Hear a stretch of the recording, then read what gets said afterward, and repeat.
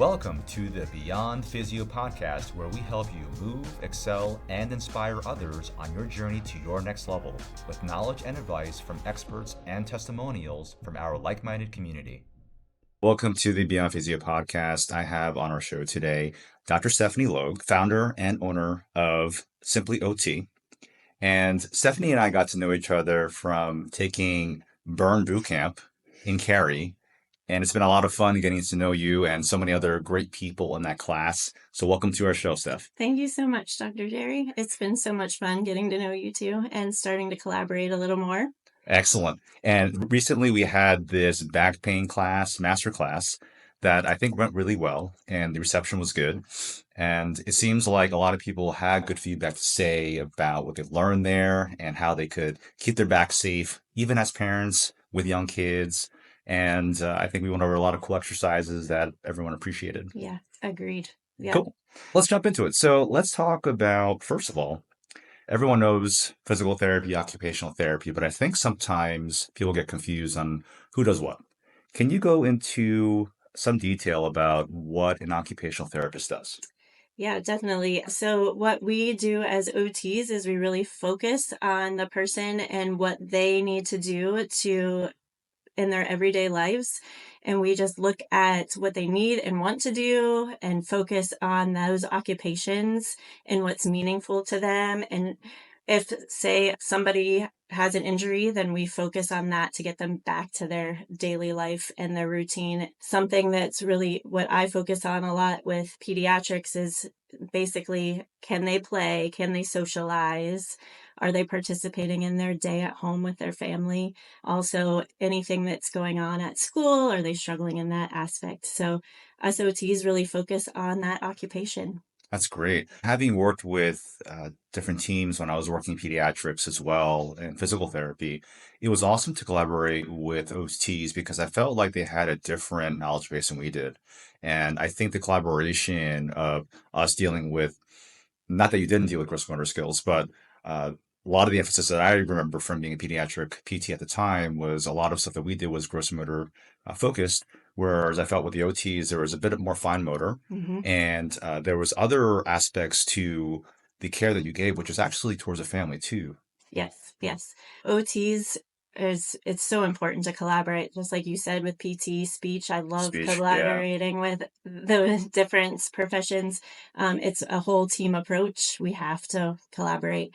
But yes, OTs really focus on sensory processing, how that nervous system is tolerating the environment around those children.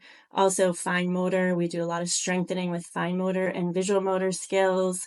Lots of strengthening up the core, because that all affects fine motor, all the things that a child needs to do in their daily life, whether it be dressing, bathing, grooming, and are they tolerating all those things successfully at home? That's awesome. So now let's talk about how you went from pediatric OT. I'm not sure how many years you practiced, but at what point did you decide that Simply OT was the way to go? So I had been practicing for over 17 years. I've worked in different settings. I've worked in rehab with adults. I've worked in the NICU. I have worked in outpatient pediatric clinics. And then recently, about 2 years ago, I decided to start my own practice. Once COVID hit, that's when I was really seeing that families and teaching staff and directors really needed help with these kids with tons of anxiety, lots of sensory processing difficulties. So I just took the jump and said, I'm going to do this so that I can start coaching these families the way that I want to see. I always tell my families too, my 45-minute session, it's not about that 45-minute session. They've got to carry this stuff over at home every day in So it their sounds daily life. like, yeah, it's cool that you have given ownership to the families because I felt that there are some families who are really good at carryover into what we decided what the plan of care was going to be for their child.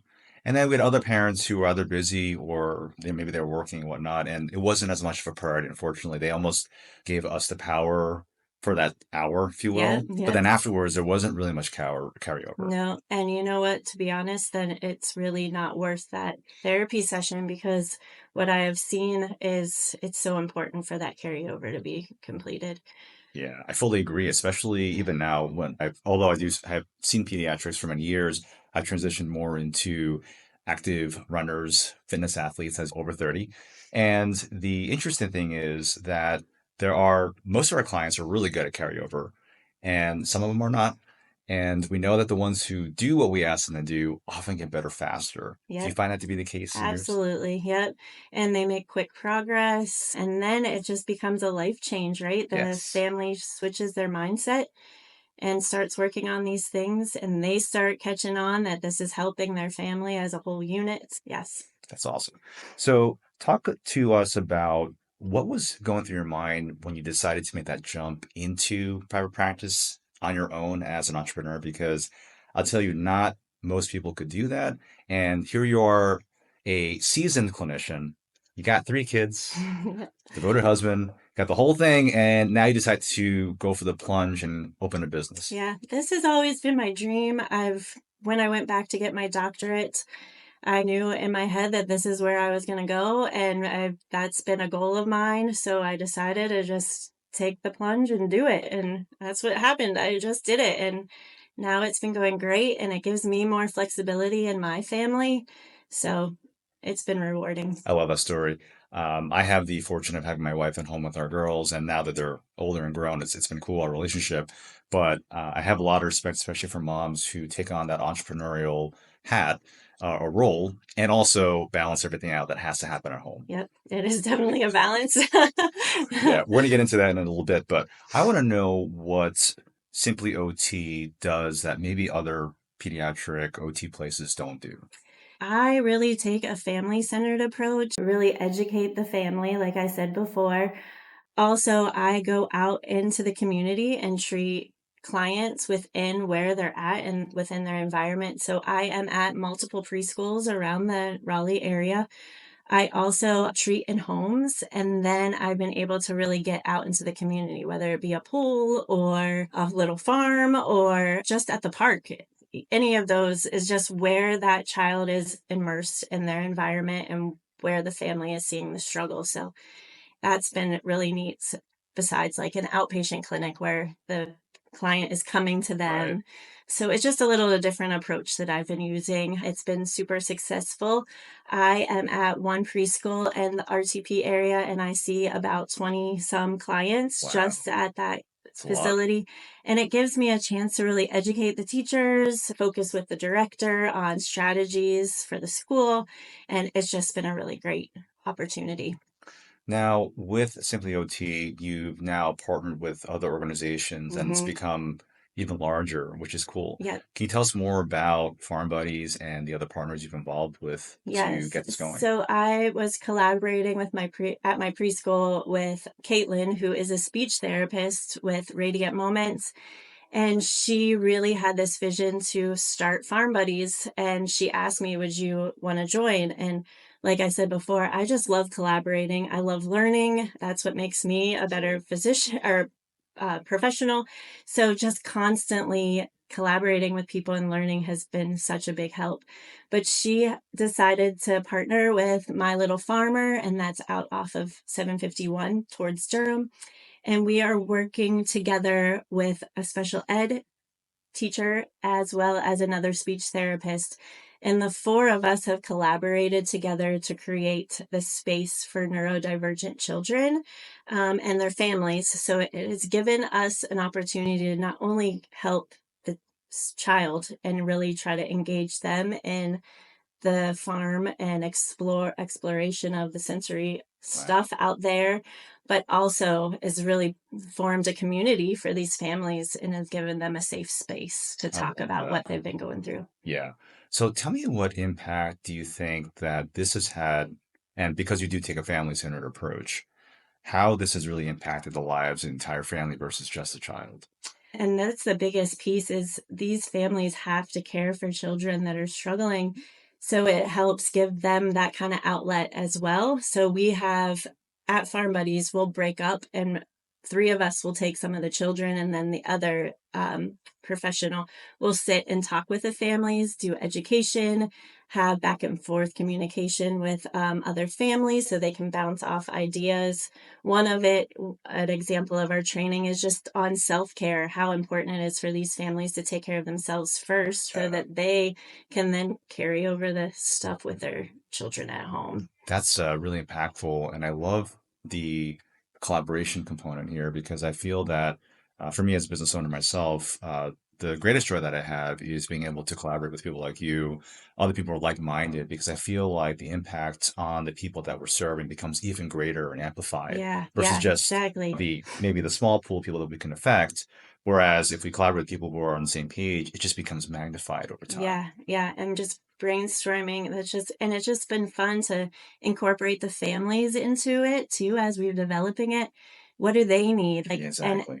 The biggest piece of it is that the families would come up to us and just say, "Oh, this is such a safe space for us. When we go to the park, people don't get our children." And it's just been so much fun to watch as it's been growing. Before we move on to our next topics, can you talk more about what neurodivergent means to our audience? Because some people may not have kids yet, but other people might have kids and may be wondering what that actually means. Yep, it's just how our brains process different things. There's children that are neurodivergent that are autistic. And with autism, there are children with dyslexia or ADHD. It's just how our brain processes all that information that's coming at them, and they may be taking in the sensory information differently than you or I. So it's just setting up them with the supports that need to be put in place that make them successful. I love that. So it sounds like if you were to define the population that you serve, it's kids with neurodivergence in how they process information and the families that serve them. Is there anything else that would help parents find you for what they? Sure. Yep. I also do a lot with developmental delay and a lot of strengthening and definitely sensory processing. So if you need to find me, you can look up www.simplyotnc.com, and all my information is there on the web with what I do and how to reach me. That's amazing. Now let's dive into you as a busy entrepreneurial mom Yes. with three kids and devoted husband, like I said. Can you tell us how you make it work? How do you fit in enough time and space for yourself to get the things that you want to get done, to obviously work out at Burn and balance it all out? So that is one thing that I really have had to work on throughout the years Me as too. I get older. But it's really trying to focus on me first, right? So I wake up early and go to Burn and focus on that piece. I really try to reflect on 5 things every day that's positive. What am I grateful for? Giving that space to my kids so that I'm ready to start the day. And then I just really incorporate them into our routine, and they're getting older, so that's been a huge help. And they've been watching me, so I hope I'm a model to them eventually that they can do these hard things. I love that. I find and I'm still trying to get better at this as my kids have gotten much older now, as far as parceling out time for myself. And I realized early in my career that when I didn't take care of myself, whether it's my eating habits, whether it's my personal fitness, I just wasn't the best version of myself. Absolutely. And I would say from 10 years ago when we started to 10 years later, right now, we're open at 3 locations. I think that if I hadn't taken the time and emphasis on making sure that my needs were taken care of personally, whether it be physical, mental, spiritual, emotional, that I couldn't show up not only for my patients and my businesses, but also for my family. Absolutely. Yeah. So important. Yeah, that's great. So then, aside from Burn Boot Camp, is there anything else that you do for relaxation or for ways to recharge yourself? I'm an avid tennis player, You so are yep, I nice. also play tennis, Nice. and that's just another great way for me to connect with people in our community. And then I try as I get older to incorporate more yoga into my routine just so that I'm stretching and relaxing that nervous system. So that's important to me. And I'm outside all the time. I love being outside. I love Yeah. being in the sun and just being out there playing with my kids. That's awesome. In terms of like how fitness might have changed for you over the years, Stephanie, what was it like back maybe before having kids? And what's it been like now? I mean, you described some things, but have things changed as far as what you want to do and what you do differently? Yep. One of the things you and I have chatted about is why I started Burn. And the reason I started Burn was I just had my third child. The hormones were all over the place. Had a lot of anxiety with that third kid coming Oh, into our yeah. home. So I decided that I would start running. And when I was running, I then started breaking a lot of bones in my body. I broke my heel, I broke my ankle. So the orthopedic surgeon was like, "You've got to start strengthening." So that's when I found Burn. I really loved it I never strengthened or lifted a weight in my life before. And now I love Burn Yeah. and I keep showing up. Definitely show up, and seeing the weights that you use, Steph, I get humbled sometimes and, oh man, I got to step it up. If Steph's using that, I got to go a little bit higher than that. It's funny. I would say that for me, the difference has been I was more of an endurance athlete for most of my career. And I did work out too, but what I found in the last year, taking time off, just like you said, I definitely was not doing enough strength work. And so I dedicated the last year and a half or so just to do a lot more lifting. And I got to say, as I'm approaching older years, it's been more beneficial for me. And then hearing people like Peter Attia talks all about how the more muscle we have at a younger age, the better we're going to have as far as our life expectancy and our, I guess, our durability Right, as we right. get older. So for me, I took that to heart. And I think just by doing classes like Burn and mixing in with a little bit of cardio and also with some of my own strength stuff on my own, definitely has helped me become more of a balanced lifelong athlete. Yeah, Just say, exactly. yeah, And I honestly, it has changed my body. yes, Just lifting oh weights, yeah, and definitely. I feel stronger. I'm able to play with my kids and get outside. So yeah, It's probably impacted your tennis too, I would think, right? yeah, it sure has. That's great. Now you mentioned how basically exercising and doing what you're doing has been basically a great model for your kids to see. Have your kids also decided that they might pursue something in the health sector as a career or? Yeah, that's actually, yep. My daughter Addie has really been following me. She loves to come treat my clients and observe. She's taken classes, a lot of classes at Green Hope that Oh, focus nice. on healthcare. So we'll see Really? where she goes. That's awesome. Yeah. Actually, my daughter's interning for us here right now, so Oh, it's like a yeah, family thing. It's it cool. really is. Yeah, and I really wanted, especially for my girls, to just feel empowered that they can take their business or their profession to their own hands one day. And I can't wait for the day to decide that they want to do something like this. And I would love to support them with all the Yeah. knowledge that I've gained as an entrepreneur myself, which is cool. It sounds like you're doing the same. Yeah, yeah, she's enjoying it and she really loves Farm Buddies. She always asks to come out to that. So it's good for her as well to see all the different professions that I'm working with too, like Yeah, speech and PT, it's and great who exposure. knows where she'll end up, but it's cool to watch her. Yeah, awesome. So, Steph, as we close out our show, I was going to ask if there are any parents out there who maybe they have a child with neurodivergence and they're maybe uncertain about seeking care at all. What's something that you might say to somebody who might be on the fence about seeking your services or seeking other kinds of help that might help them to get over that hesitancy? Yeah, please reach out. I'm happy to meet you for coffee and just talk to you about what's going on at home with your child.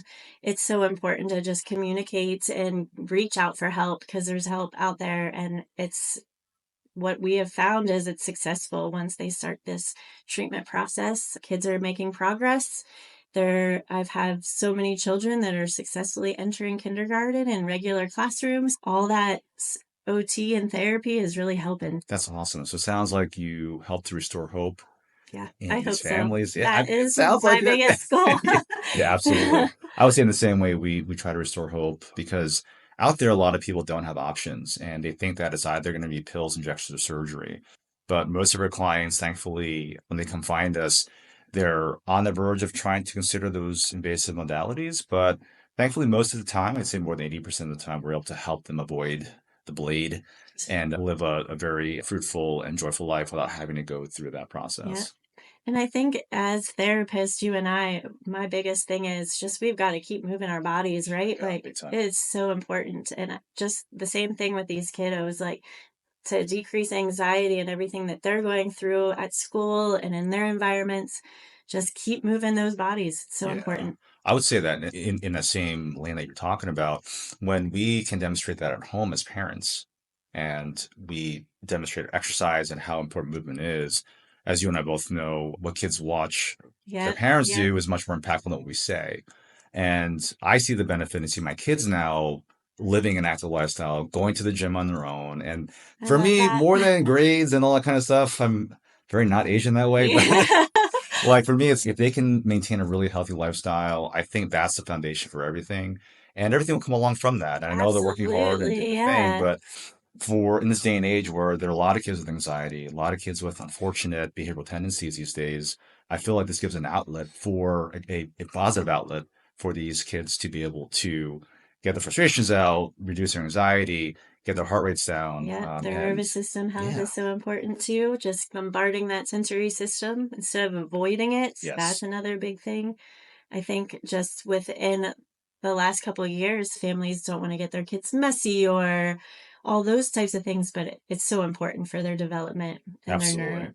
I would say nervous that system. the one thing I did well as a parent, hopefully I did a couple things well, but was just encouraging not only the active lifestyle, but also having my kids understand they have a great personal power that they can access on their own. And it takes determination, it takes resilience, Yeah, it resilience. takes definitely encouragement at times. But we just try, my wife and I are both on the same page about at this age for our kids, when they're older, to just be their coach. And we're not, I'm the parents, but we're not their friends. But Right? we do try to coach them and help them to come to their own realizations about what decisions they're going to make, what consequences that might have. We just talk it through, no judgment. And it seems to have really given them quite a bit of power as well.